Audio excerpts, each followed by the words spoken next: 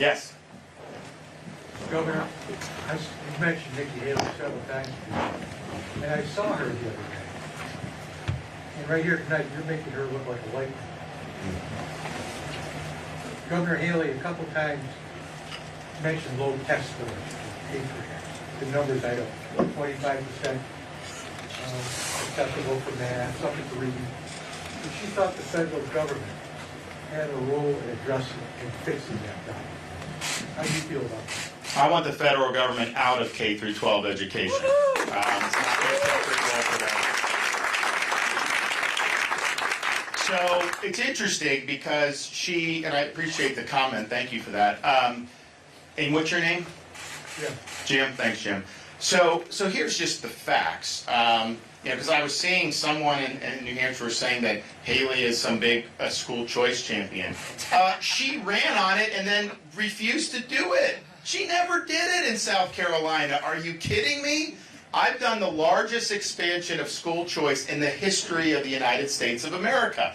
And when she left governor, South Carolina on U.S. News was ranked 50th in education. Florida right now in U.S. News is ranked #1 in education. We have the test scores for our 4th grade reading and 4th grade math based on the most recent Nation's Report Card 2022. Florida's 3rd and 4th respectively in 4th grade reading, 4th grade math. And if you control for demographics, we'd be #1 in both of those. And we've done that through parental choice. Every parent in Florida now, you can go to your local school in the school district. You can go to a charter school, which is a public school but not controlled by the school district or by the teachers union. And then you have a private scholarship. You can go to private school. But then within the school district now, you'll have choices even within your school district. So I grew up in Dunedin, Florida. I went to Dunedin High School. Now I could go to Largo. I could go to Seminole. I could probably go to all those schools because they all have different programs. So in Florida, we've created an environment where institutions are competing for students. They're trying to prove to parents that it's worth it for you as a parent to send your kid to those schools. And that's had a great impact on what's happening. Our charter schools, we have 365,000 kids in charter schools. Disproportionately low income, disproportionately racial and ethnic minorities. If you took that 365,000 kids and it was its own state, they'd rank in the top 5 in student performance. So it just shows you everyone can succeed. You just have to have tools. You got to be in an environment where you're able to succeed. And we've proven that in the state of Florida. How a federal bureaucracy, I think all they would do is mess that up in Florida.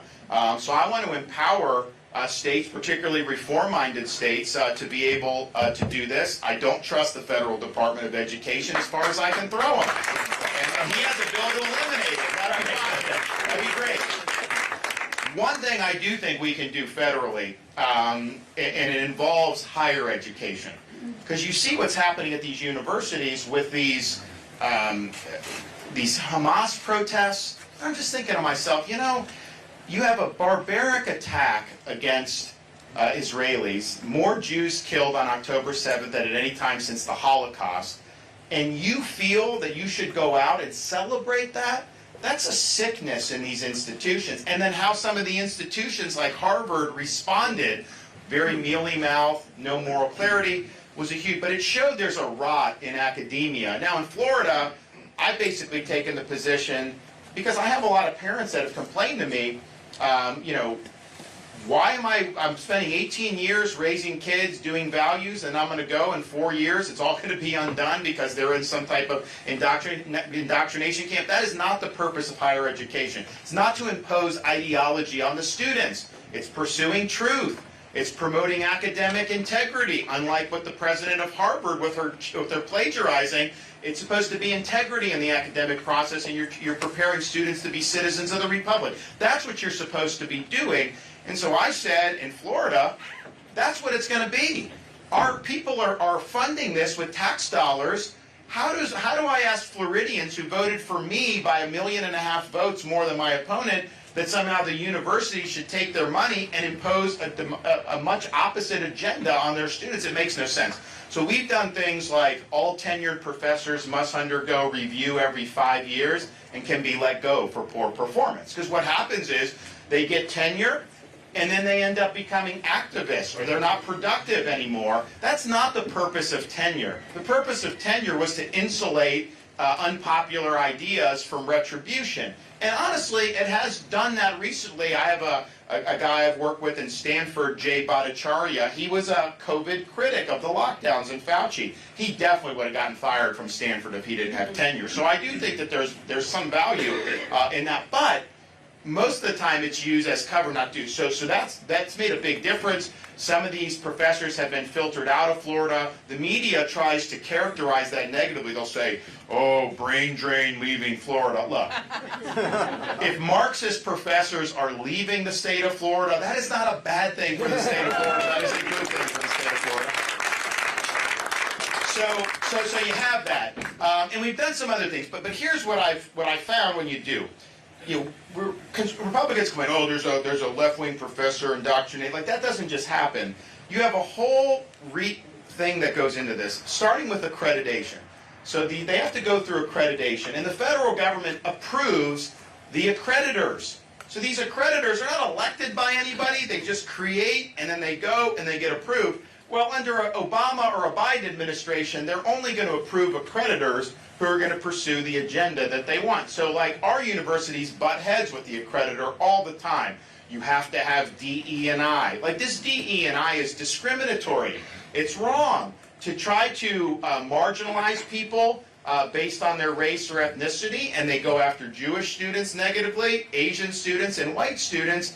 How do you say you're addressing discrimination by turning around and doing other discrimination? That is not right. So in Florida, we eliminated DE&I. It is discrimination, exclusion, and indoctrination. That's what DE&I stands for, and it's wrong. So we've done that. But now the accreditors are, oh, we're going to maybe take, and if you're not accredited, you don't get the federal money that can go into your institution for loans and all this other stuff. So what we're going to do is we're going to approve accreditors who are going to accredit schools based on whether they're fulfilling the classical mission of a university.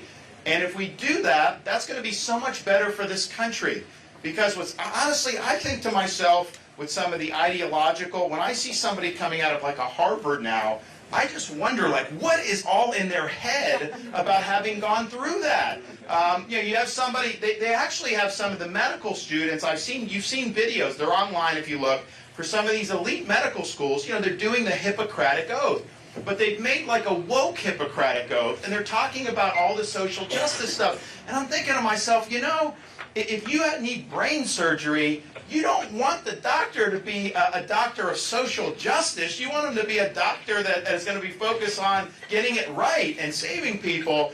And I'm just thinking, like, man, I would run the other way with some of these people coming out of medical school now in some of these liberal places. So I think that's a role for the federal government, and it's something that's not going to like necessarily generate headlines, but it will have an impact, and it will definitely change, especially for state universities in conservative states. There's no reason that those should be major sources of leftist indoctrination. Nobody in the state even wants that.